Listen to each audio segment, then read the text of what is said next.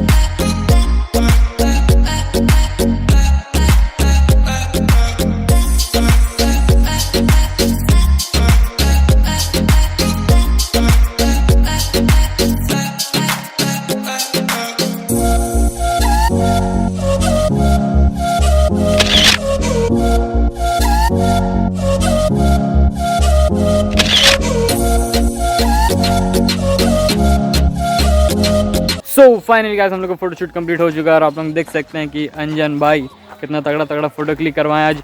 So guys, आप लोग इनको इंस्टाग्राम पे फॉलो करना मत भूलिएगा, और मुझे भी फॉलो करना मत भूलिएगा। आप लोगों को इंस्टाग्राम का लिंक कहीं कहीं दिख रहा होगा, सो जल्दी से फॉलो कर लीजिएगा। सो गाइस, आज का वीडियो के लिए बस इतना ही। मिलते हैं कोई और वीडियो में, तब तक के लिए tata bye bye, take care and stay tuned.